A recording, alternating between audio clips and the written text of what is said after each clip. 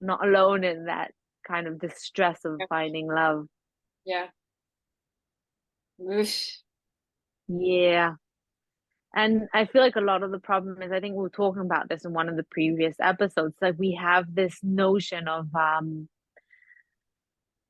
just growing up with all the fairy tales and love stories. And I feel like I see this a lot when watching these shows, that you expect things to be perfect. You expect things to just fall into place and be all rosy and pink. When at the end of the day, relationships take hard work. And you see this as a love coach. You just spoke about the guy you were talking to who's trying to save his relationship. It's not all pink and rosy. It shouldn't all be pink and rosy. And that's, I think, one of the reasons why so many people fail in love. And you can see this again and again in all of these reality shows. Yeah, exactly. And you want to, it's, we live in a generation where people give up very easily and divorce rates are extremely Mm-hmm. high. And so, yes, there are some marriages and relationships that need to end just because of toxicity and violence and all of this. But a lot Yeah. of the relationships, they end because people just stop putting in effort and they give up. Mm-hmm. And it's such a shame because imagine you're on a 10-year relationship and then you end it. And let's say it's just because you give up. That means you have to start again from the beginning with the next one.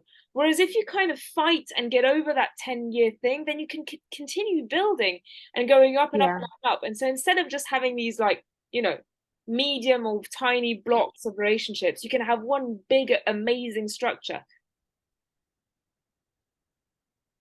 And so yeah, I think that's the the Hollywood and reality TV of just everything is supposed to be easy. If it's not easy, you deserve better and you need to get everything together and blah blah blah. But that also means just giving up quicker. And so you don't end Yeah. up with a 60-year marriage where you've traveled around the world together and have three kids and I don't know, and just have, amazing, like, you don't even need to talk to understand each other. Because if you're divorced and you have kids with somebody else, then you have to pay alimony, and energy is still, it's divided differently, and it's just starting over and over and over and over again. Yeah. And it's a shame. I mean, sometimes it's inevitable, but sometimes it's just a Yeah. matter of you need to push forward. And sadly, I would argue that it is women giving up more easily than men. Interesting. Why do you feel that way? I'm curious. Well, because first of all, 80% of divorces are led by women. That's true. But is that more because of them or more because of how they've been treated in the relationship? Well, I say that there is definitely a part of how they've been treated in the relationship, but there is Yeah. definitely a part of them. I mean, I see some of my male clients, actually, all of my male clients are who are single because it's the women that broke up. Hmm.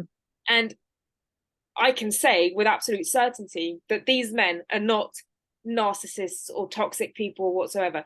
They're just men. They may have been clumsy, they may have been unaware, Yeah. but they were definitely not toxic bastards that hurt these women. Yeah. And so and it women tend to tell themselves I deserve better more easily Yeah. than men do. This being said, men will put in less effort than women in a relationship. Hmm. There Yeah. is a there is, one doesn't go without the other, but women, what I often see, especially with like the women that I have had as clients, why they broke up with their ex-partner and things like that, they would give me a reason, and I said, "Is that really what's important?" And they kind of like, "But I mean," Yeah. and it's no, they just they can't find the middle ground of, well, maybe I need to work on myself or work on the relationship and things like that. Yeah. And that's what happens a lot. Well, first of all, I believe it's probably because, again, we grew up with that notion that we have to find Prince Charming or the knight in shining armor. And and again, I feel like this is why a relationship shouldn't start with sparks and fireworks, because when it does, it sort of dies down very quickly. And then you sort of like, but where are the fireworks? I want them back. And sort of, but when you're easing into it and you're just doing Yeah, it naturally, and my friend and I were talking about this. We are just like talking about how we love with just chill vibes, like just chilling. And it's like not in a way where it's sort of like, yeah, like, it's sort of like half-assed, but more in the way of just it's just good, pure love where you're just relaxed in it and you're just not over dramatic with your love and you're not overly intense with your love and you're not like sort of like in love to the point where you can't think straight or where you're putting the person on a pedestal. And that's a lot of times where these things falter, where you're sort of expecting them to be that way. You're expecting to be in love beyond your anything in your world. And when you don't feel that way, you think that something's wrong.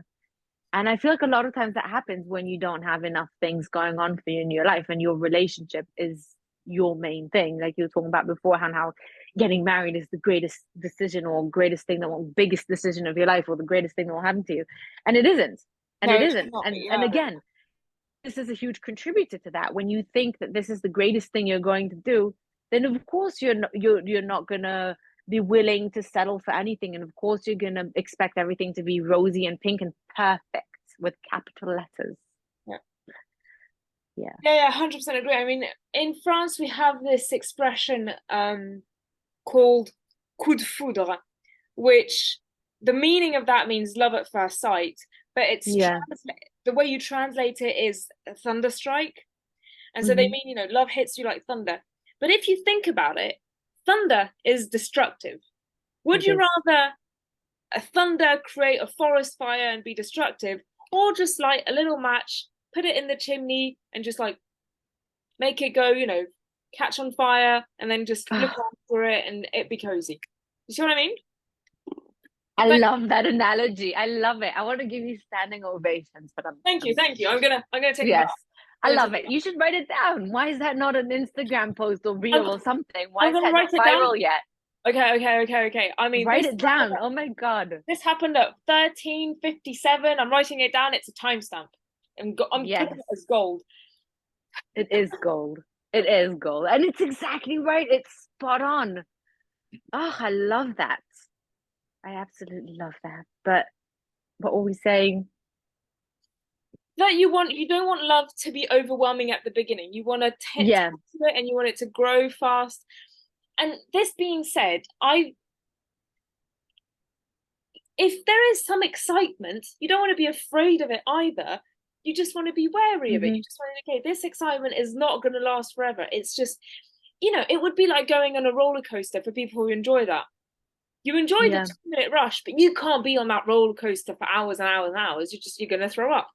I'm I'm Yeah. spitting gold here. It's amazing. Yeah. I watched a video once on TikTok from this woman. I'm going to butcher this. She said it so beautifully. And I unfortunately do not have the highest skills of reenacting things, but I'll try or retelling things. She was talking about how everyone is so like when they look back on their relationship, how their most memorable time or their most loved time was in the beginning where everything was perfect and pinky and sparkly and whatever. And she was like, I feel like my hero now is the greatest time when I wake up every morning with my partner and I say, this is when I love you most, and tomorrow I'll love you even more. And I just love this person here and now.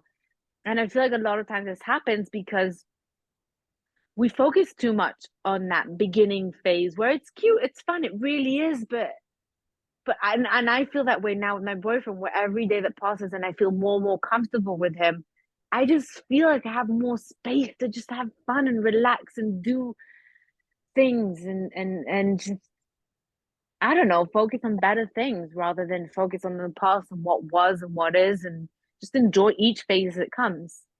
There's an episode in Friends where Chandler and Monica kind of like Monica becomes a bit panicky because they are outside of this honeymoon period, I remember and that. and so she's saying, "Oh, I'm worried like there's no more spark, blah blah blah," and Chandler goes, "I enjoy where we are now, of just being comfortable with each other and understanding each other and like Hmm. knowing that we can rely on each other." And I thought that's great. That is because I also enjoy the beginning and the rush and things, but I also enjoy being able to just wake up, not care about how I look. And in general, I'm not a big, makeup or hair, like as you can tell today, I'm not wearing any or Yeah, doing anything. neither am I. But I've never seen you wear makeup. I don't. I put on some makeup last week for the well, not makeup. I put on like eyeliner and the most I do every day. Well, not every day, but when I go out of the house, I can't go out without mascara because I just love mascara. But other than that, I rarely ever makeup. I don't put like the foundation, whatever. I Yeah, never yeah. put that on. But so I mean, yeah, we're similar like that way. But sometimes, Yeah, I'll wear a nice clothes and things and like, but I also enjoy just being lazy and not caring and still being with my boyfriend and just being lazy kit together and not pretending that I'm this, oh, I enjoy the museum and blah blah blah. So no, yeah, I want to Netflix and chill with you, no sexual innuendo. I just want to do nothing in my PJs and eat popcorn. yeah.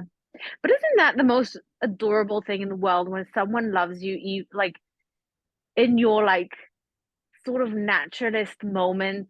I feel like Yeah. we had it like last night. We were laying down in bed and my hair was like a complete mess. And he was like, "Oh my God, your hair is like so messy." And I'm like, "And you still love me?" And he's looking at me with like these bright eyes. And I'm like, "Oh my God, I'm so in love." And it's like, or maybe it's just the fact that he did that to me. I don't know if that's TMI, but like to my hair. But yeah.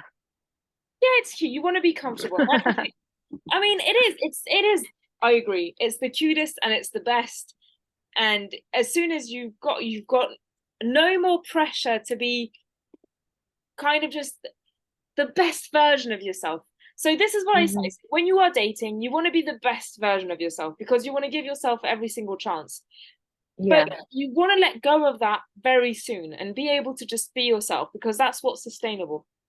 You can't be the best version of yourself 100% of the time.